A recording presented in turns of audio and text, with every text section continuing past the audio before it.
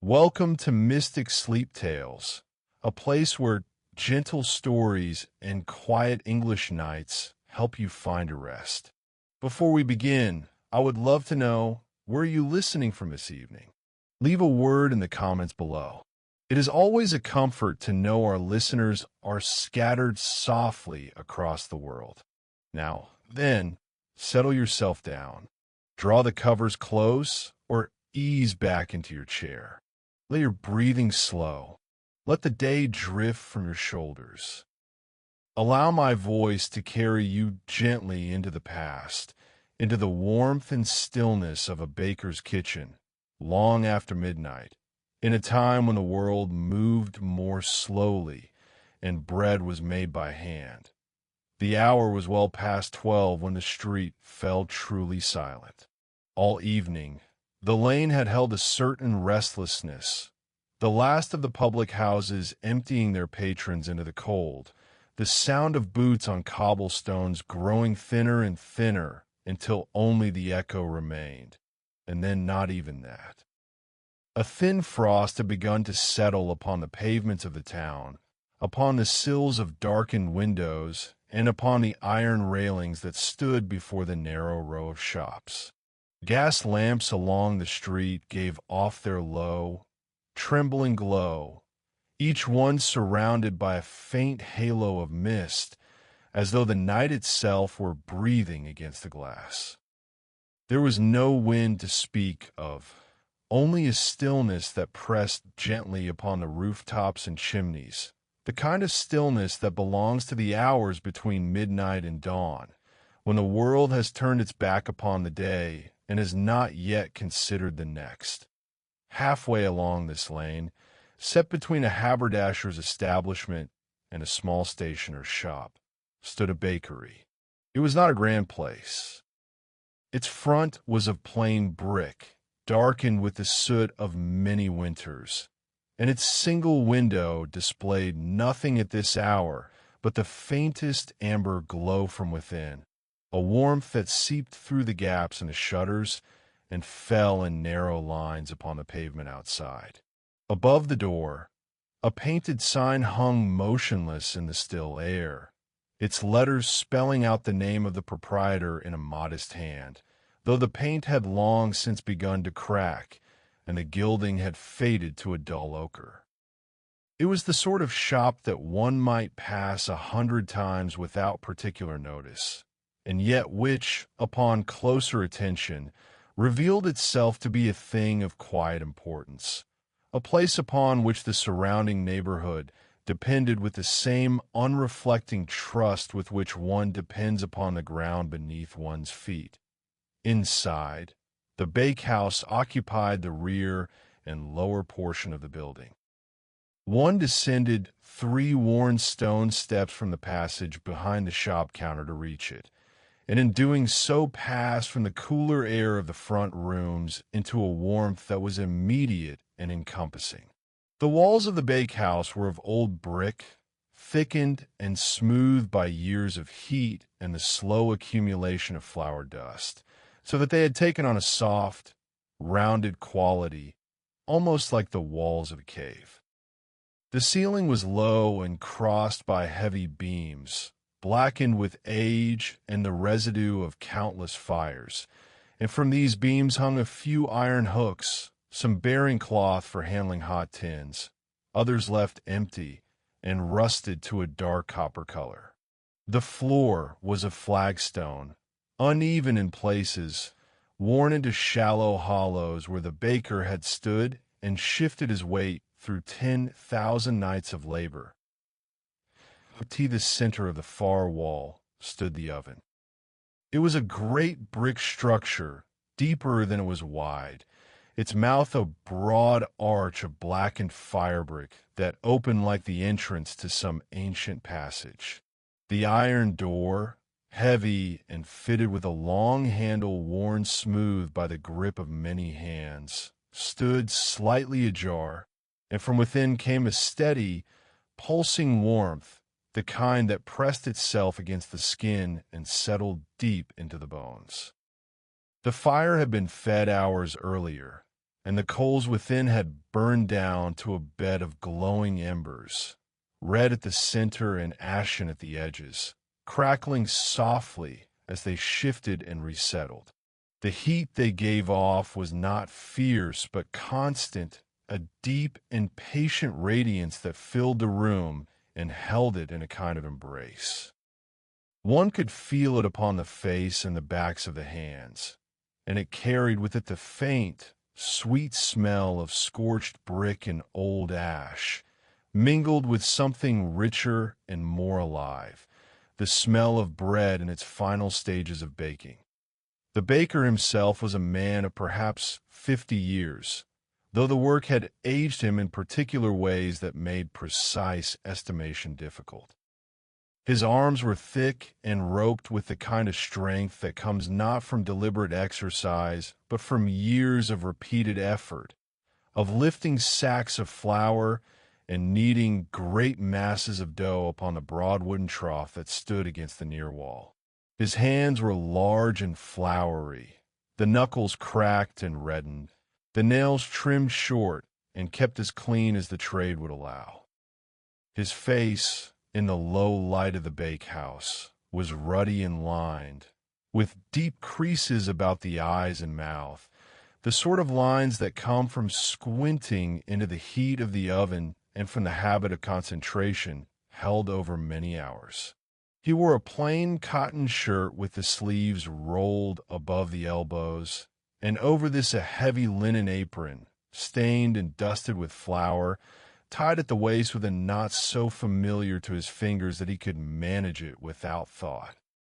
His hair, thin and graying, was pushed back from his forehead and held in place by the faint dampness of perspiration.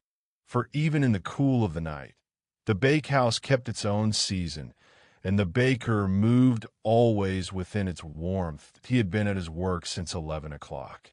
That was the custom, and had been for as long as he could remember, and for as long as his father could remember before him. The dough had been made first, the flour measured and tipped into the great wooden trough, the water drawn from the pitcher and warmed to the proper degree, the yeast crumbled and mixed with a little sugar to rouse it. He had worked the mass with his hands, turning and pressing and folding it upon itself, feeling the texture change beneath his palms from a rough, shaggy lump to something smoother, something that gave back against his pressure with a gentle resistance, alive in its own quiet way. Then he had covered the trough with a cloth, a broad piece of unbleached linen, yellowed with use and softened by many washings, and he had left the dough to rise. That interval of waiting was a familiar part of the night. Some bakers used it for sleep, lying down upon the kneading board itself with a sack of flour beneath their heads, though he had never found that arrangement restful. Instead, he preferred to sit upon the low stool beside the oven and attend to the fire, or to occupy himself with small tasks, wiping down the work surface, checking the condition of the tins, sharpening the blade he used for scoring the tops of loaves. These were not urgent tasks. They required no particular thought. They were simply the rituals of a man who had learned, over the course of many years, how to fill the quiet hours with quiet work, how to keep his hands busy while his mind drifted along its own gentle currents. Tonight, he sat upon that stool and watched the oven. The coals shifted now and then with a soft, collapsing sound, a whisper of ash falling through the grate. The light they cast was low and unsteady, painting the walls of the bakehouse in tones of amber and deep shadow, so that the room seemed to breathe with the rhythm of the fire. He could hear, if he listened carefully, the faint ticking of the metal door as it expanded and contracted with the heat, a sound so small and so regular that it became, after a time, indistinguishable from silence itself. Beyond the walls of the bakehouse, the world was profoundly still. No cart passed along the lane. No voice called out. The town had given itself over entirely to sleep, and the baker, alone in his warmth and his work, was the only soul stirring for some distance in any direction. He reached forward and opened the oven door a little wider, not to add fuel, but simply to look. The interior glowed with a soft, coppery light, the bricks radiating their stored heat in visible waves that shimmered faintly above the ember bed. He held his hand near the opening, palm outward, feeling the temperature against his skin, a method older than any thermometer and, to his thinking, more reliable. The oven was ready, or very nearly so. He would give it a few minutes more, allowing the heat to settle into that even, sustained warmth that was best for the quartern loaves, the large, dense loaves that made up the bulk of his trade. These required a steady, falling heat, fierce enough at the start to give the crust its color and firmness, and then gradually easing as the interior of the loaf cooked through, so that when the bread was drawn from the oven and tapped upon its base, it gave back a hollow, resonant sound, the surest sign that the crumb within was fully set. He closed the door again, gently, and sat back upon his stool.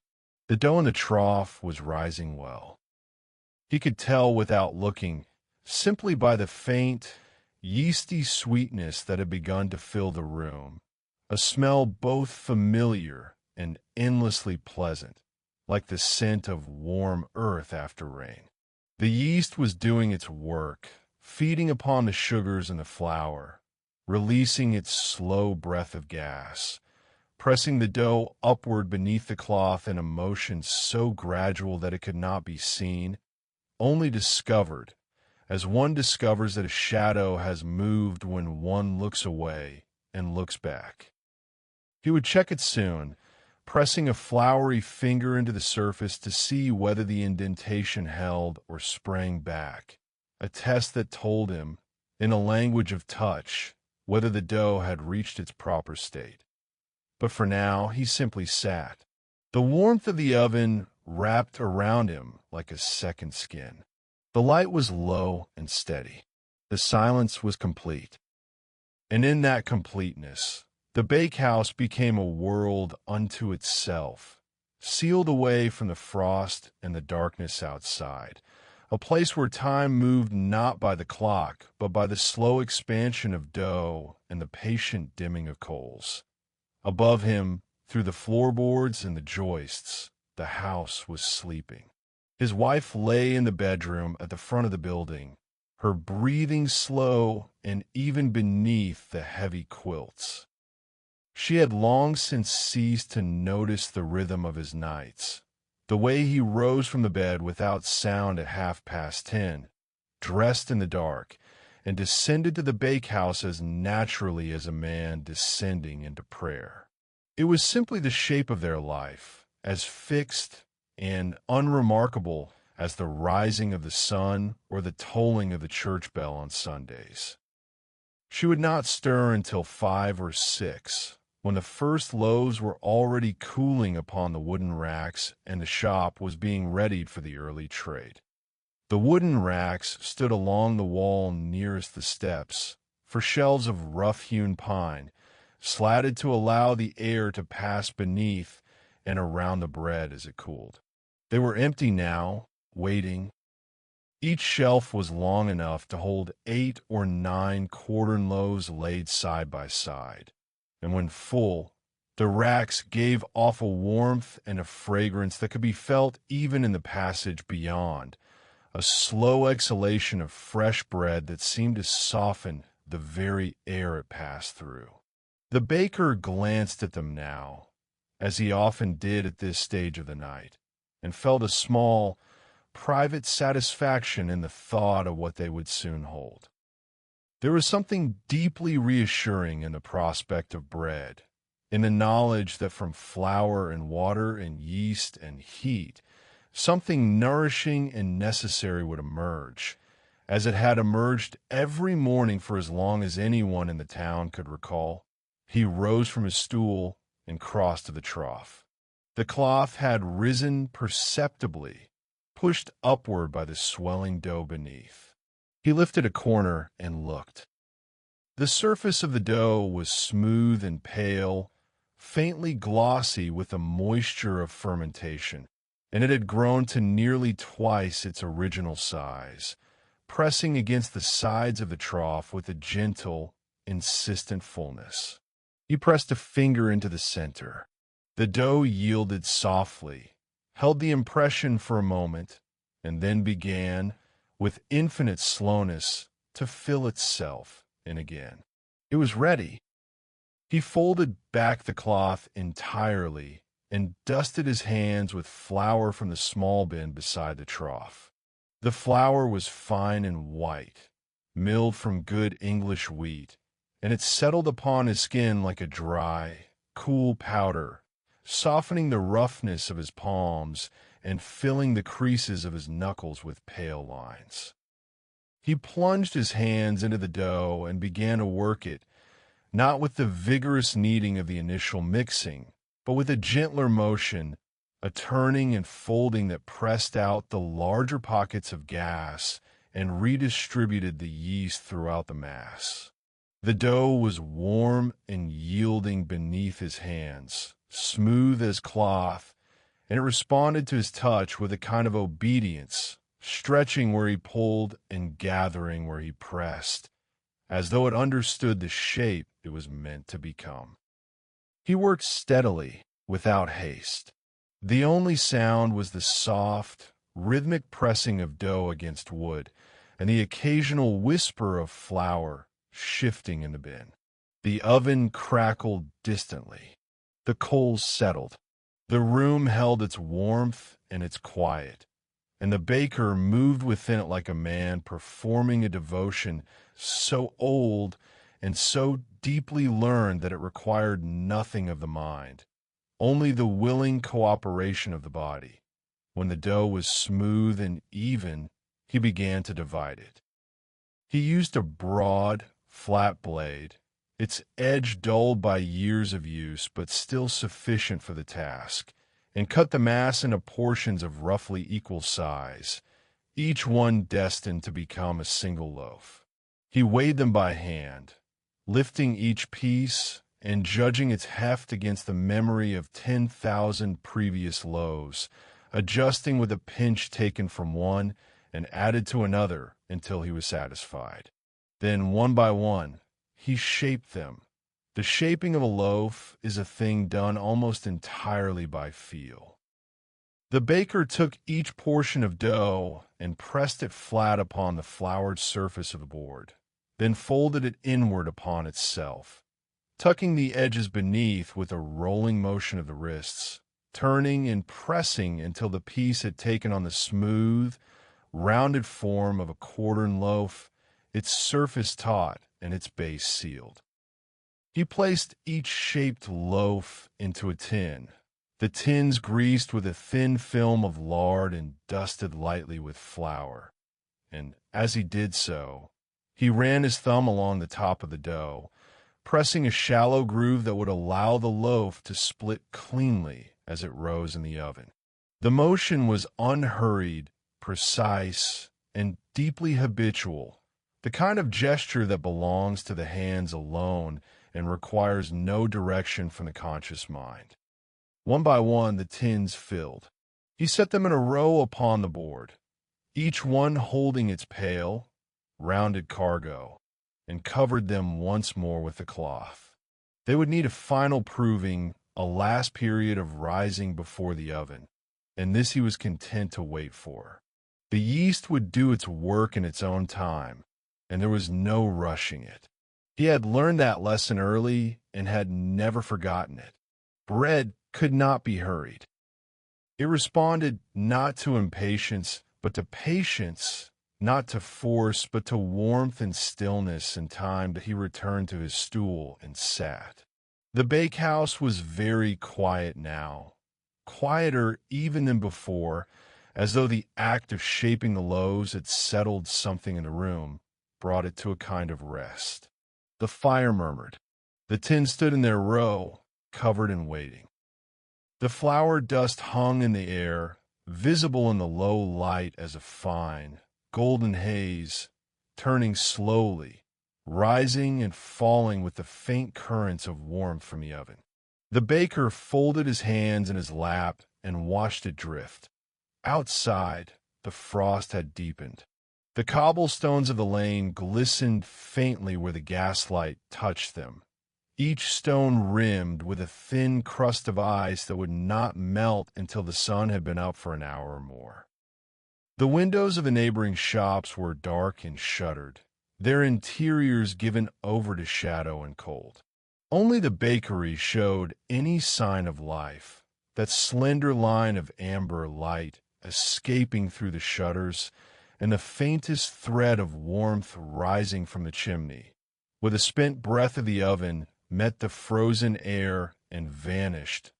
A cat crossed the lane in perfect silence, its paws leaving no mark upon the frosted stones. It paused for a moment beneath the gas lamp, its eyes catching the light with a brief, green flash, and then it moved on, slipping into the narrow gap between two buildings and disappearing. Nothing else stirred. The clock in the church tower, some 3 streets distant, struck the half hour, its single chime carrying through the still air with a clarity that seemed almost too sharp for the softness of the night. The sound reached the bakehouse as a faint vibration, felt more than heard, and the baker lifted his head briefly, acknowledging the time, and then returned his attention to the quiet work of waiting. He thought, as he often did at this hour, of his father. The old man had worked this same bakehouse for nearly 40 years before him, beginning as a boy of 14 and continuing until his hands could no longer manage the weight of the dough. He had been a quiet man, spare with his words but generous with his labor, and he had taught his son the trade not through instruction so much as through example, allowing the boy to watch and to imitate, to learn the rhythms of the work by standing beside it night after night, until those rhythms became his own. The baker remembered standing at this very trough as a boy, barely tall enough to see over its edge, watching his father's broad hands turn and press the dough with a motion that seemed effortless and eternal. He remembered the smell of the bakehouse in those early years, identical to the smell that surrounded him now, and the low sound of his father humming as he worked. Not any particular tune, but a formless, steady murmur that seemed to belong to the oven and the bread and the hour. His father had never spoken much about the trade. He had not described it as noble or important or difficult. He had simply done it, night after night, with the same quiet attention, and in doing so he had communicated something that words could not have conveyed, that the making of bread was a form of faithfulness, a promise kept each morning to the people who would come to the shop and carry the loaves away in their arms, warm and whole and sufficient. The baker understood this now in a way he had not understood as a boy. It was not a thought he could have put into language. It was simply a feeling deep and settled that rose within him each night as he descended the steps into the bakehouse and tied his apron and began. The proving loaves were swelling gently beneath the cloth. He could see the fabric lifting slowly, almost imperceptibly, as the dough expanded within the tins. It was a sight that never failed to hold his attention, this quiet evidence of life within the stillness, this patient unfolding that required nothing of him but his presence and his care. He watched it as one might watch a candle flame or the slow drift of clouds, without thought, without expectation, simply attending to the gentle fact of it. The coals in the oven shifted again, a soft collapse that sent a brief shower of sparks upward into the dark interior. The baker rose and opened the door, peering inside. The heat was steady, even the bricks glowing with a deep and uniform warmth. He nodded to himself, a small gesture of satisfaction, and closed the door once more. It would not be long now that he crossed to the far corner of the bakehouse, where a small table stood beneath a shelf holding a few necessities, a cup, a water jug, a stub of candle in a tin holder, and a folded newspaper several days old. He poured himself a measure of water and drank it slowly, feeling the cool liquid pass through him in pleasant contrast to the warmth of the room. Then he set the cup down and returned to the trough, lifting the cloth once more to check the progress of the loaves. They had risen well. Each tin now held a smooth, rounded dome of dough that rose just above the rim, its surface pale and faintly powdered with flour. He touched the nearest one with the back of his hand, feeling the warmth and the slight give of the surface, and judged it ready. The moment had come. He opened the oven door fully now, and the heat poured out into the room in a great, silent wave, pressing against his face and chest, making the air shimmer. He took up the long wooden peel, its flat blade darkened and seasoned by years of use, and began to load the tins into the oven, sliding them one by one onto the hot bricks with a practiced motion, spacing them evenly so that the heat would circulate freely around each loaf. The tins hissed faintly as they made contact with the hot surface, and a small cloud of flour dust rose from the dough and vanished instantly in the heat. One after another, the loaves went in, 9 in all, filling the oven with their pale, expectant forms. He closed the door and stood back. The oven was sealed now, the bread within it beginning its final transformation, and there was nothing more to be done but wait. The heat would do its work. The crust would form, slowly at first, a thin, pale skin that would deepen and darken over the course of the next hour, turning from cream to gold to a rich, deep brown. The interior would set, the soft, elastic crumb firming and filling with 1,000 tiny pockets of air that the yeast had labored to create. And the smell, that extraordinary smell of baking bread, would fill the room and rise through the building and seep out into the lane, reaching the frosted air outside and mingling with the silence of the night. The baker returned to his stool and sat. The waiting had begun in earnest now, and it was the deepest and most peaceful waiting of the night. There was nothing to do, nothing to check or adjust or prepare. The bread was in the oven, the fire was steady, and the hours stretched ahead with a spacious calm. He leaned back against the warm bricks of the wall behind him and let his eyes half close. The bakehouse settled around him like a garment. The low ceiling, the flour-dusted beams, the worn flagstones, the trough with its residue of dough and the cloth draped over its edge, the rack of empty shelves waiting for their burden, the small table with its cup and jug, the iron hooks and the hanging cloths, the broad wooden peel resting now against the wall, all of it familiar, all of it unchanged from the night before and the night before that and the 10,000 nights that had preceded them. It was a room that asked for nothing and offered everything, a room that held the quiet at its center and let the world turn around it without disturbance. The smell of baking bread began to rise. It came first as a suggestion, a faint warmth in the air that was not quite a scent, but something closer to a feeling a gentle pressure upon the senses that said, "Here now, something is being made." Then, gradually, it deepened and defined itself, becoming the rich, complex fragrance that has no true equivalent in any other smell. The sweetness of the grain, the slight tang of the yeast, the warm, toasted notes of the forming crust, all of it blending into a single, encompassing presence that filled the room from floor to ceiling and seemed to soften the very texture of the air. The baker breathed it in. He had breathed it in every night for 30 years, and it had never become ordinary.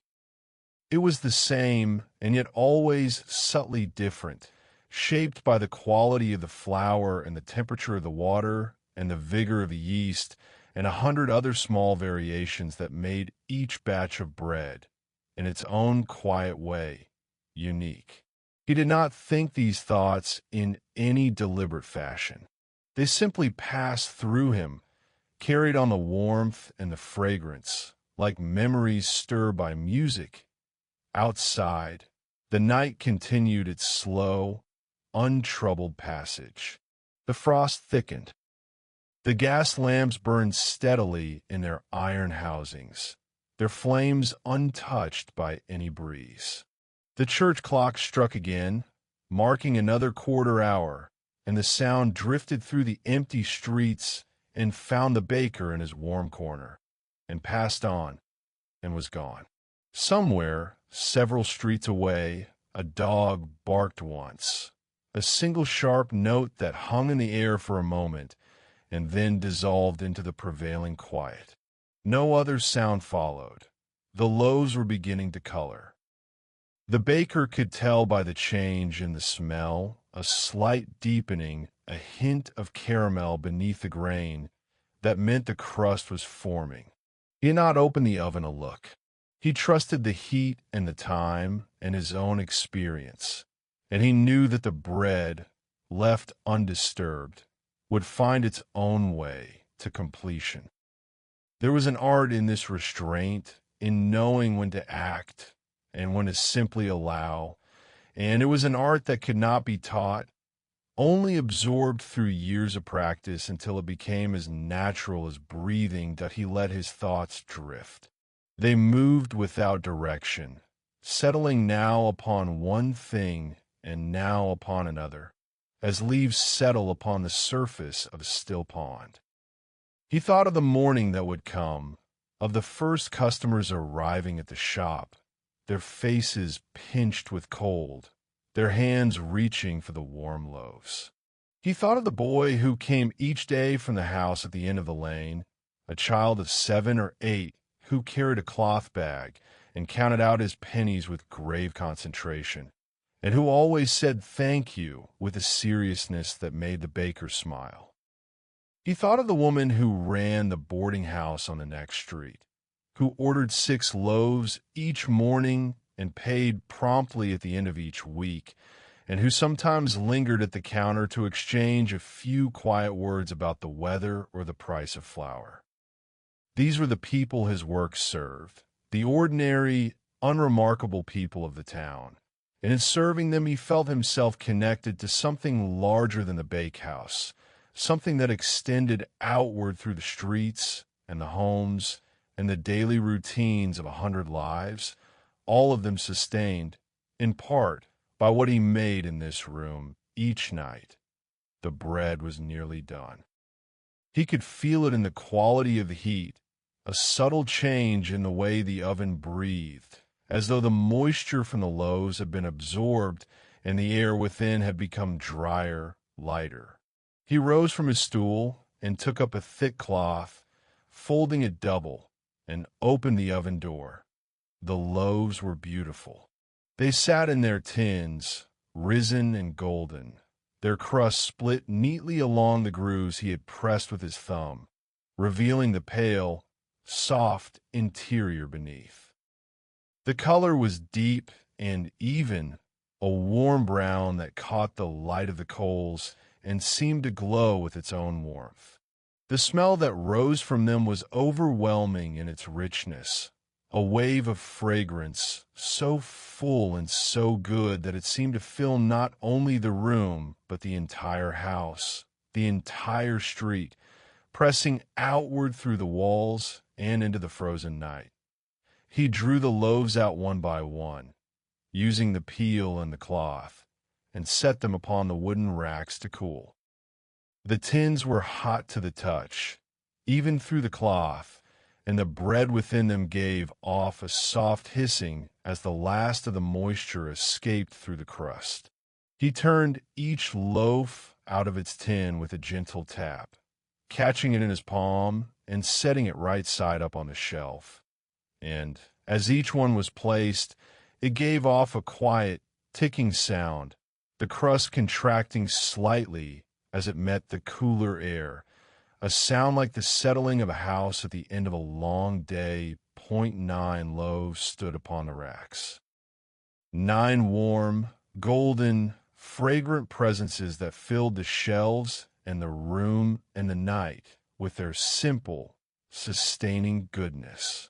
The baker stood before them and looked, and in looking felt again that small, private satisfaction, that sense of something rightly done, something completed and whole.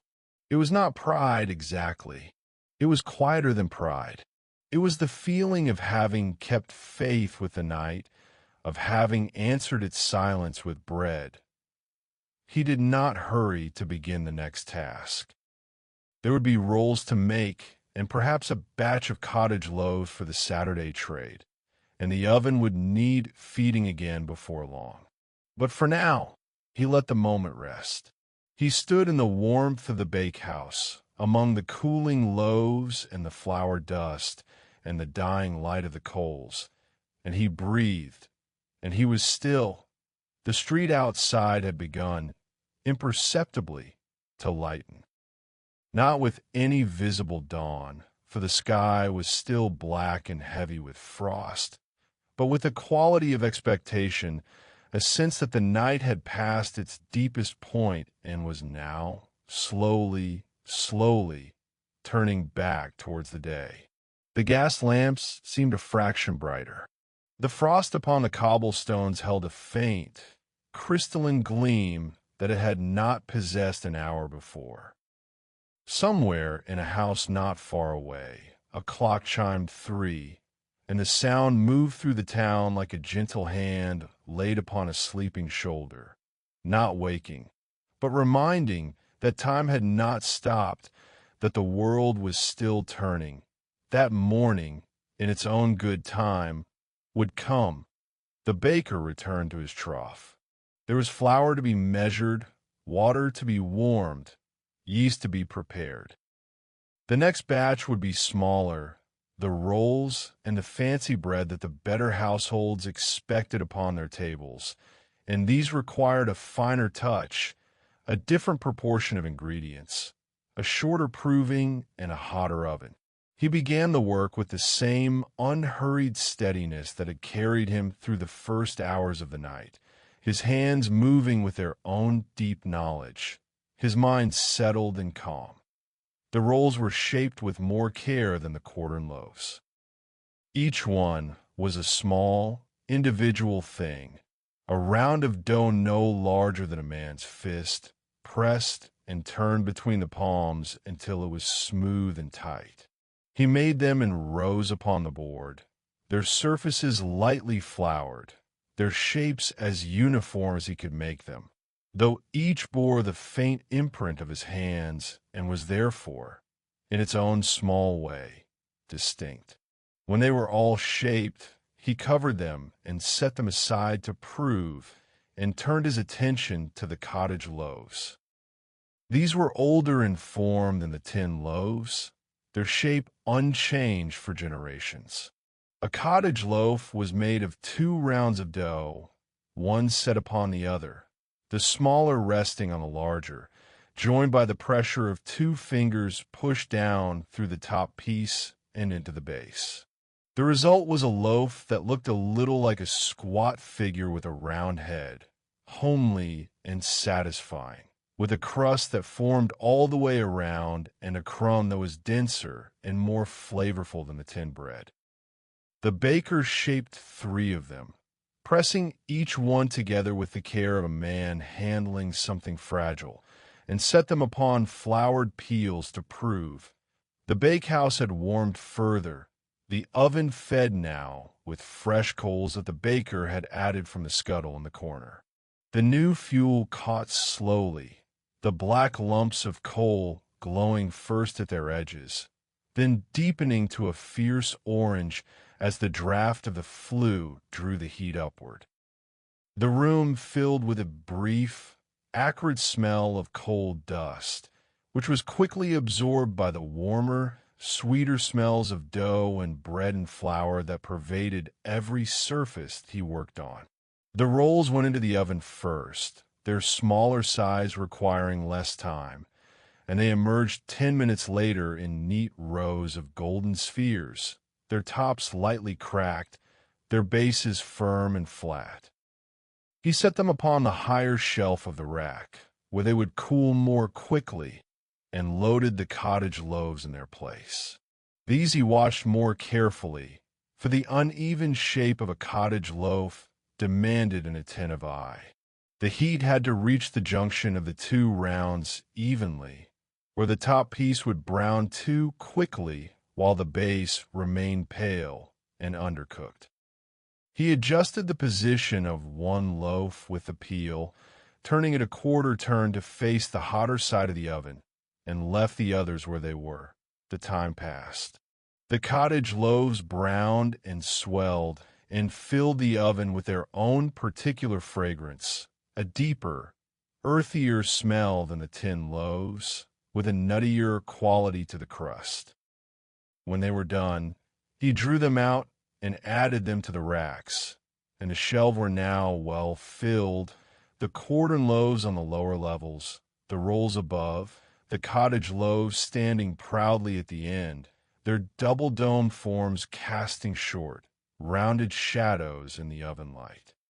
The baker stood back and surveyed the morning's work. The racks were nearly full. The bread was cooling, its warmth spreading gently into the room, its fragrance a quiet benediction upon the hours of labor that had produced it. The oven still burned, but lower now, its work for the night very nearly done. The trough was empty, scraped clean, and wiped with a damp cloth. The board was clear, the peels resting against the wall, the tins stacked beside the steps. Order had returned to the bakehouse, the kind of order that follows completion, that settles naturally upon a room when everything that needed to be done has been done, and nothing remains but the slow unwinding of effort. He untied his apron and hung it upon the hook beside the oven.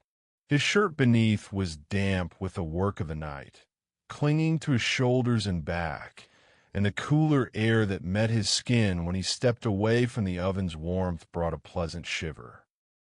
He rolled down his sleeves and fastened them at the wrist, a small, concluding gesture, like the turning of a final page. The first light of morning had begun to show itself. Through the narrow window high upon the bakehouse wall, a strip of sky was visible, no longer black but a deep, soft gray, the color of old pewter, tinged at its eastern edge with the faintest blush of rose. The stars, if there were stars, had withdrawn behind the coming day, and the frost upon the glass of the window had begun to loosen, its crystalline patterns softening into beads of moisture that caught the growing light and held it in tiny, trembling points. The baker climbed the 3 stone steps and passed through the passage into the shop. Here the air was cooler, and the smell of bread, though present, was gentler, a suggestion rather than a presence. The shop was a small, simple room, its counter of plain wood, its shelves bare and waiting. A single window faced the street, its glass still dark, though the frost upon its outer surface was beginning to thin. He unbolted the shutters, but did not yet open them. There was no need. The first customers would not come for an hour yet, and the bread needed time to cool before it could be handled. He stood at the window and looked out at the lane. The gas lamps were still burning, their light now competing with the growing pallor of the sky. The cobblestones glistened with the last of the frost. The air outside would be sharp and cold, carrying the clean, empty smell of a winter morning, the smell of stone and iron and frozen earth. But here, inside the shop, in the warmth that rose from the bakehouse below and in the fragrance that filled every corner, the morning was already beginning to take on its familiar shape, the shape of bread and work and the quiet satisfaction of a night well spent. He would rest now, for a little while, before the day began. He would sit in the chair behind the counter and let his eyes close and let the warmth hold him. And perhaps he would drift into a light and dreamless sleep, the kind that comes to men who have labored through the dark hours and earned their rest. And when the first knock came upon the shop door, when the first voice called out for his morning loaf, he would rise and open the shutters and begin again, as he had begun every morning, as his father had begun before him. And as the bread itself began, from flour and water and warmth and time, rising quietly in the darkness, fulfilling its slow and necessary purpose. The loaves cooled upon the racks. The oven murmured its last, low heat. The frost retreated from the glass. And the town, still sleeping, drew one breath closer to the day. Thank you so very much for listening tonight. It has been a pleasure to share this quiet kitchen with you. If you enjoyed this story and found it restful, you might like to stay a while longer with us here at Mystic Sleep Tales. A gentle word in the comments is always welcome. And if you feel so inclined, do consider joining our small company of listeners by subscribing. But there is no hurry. There is never any hurry here.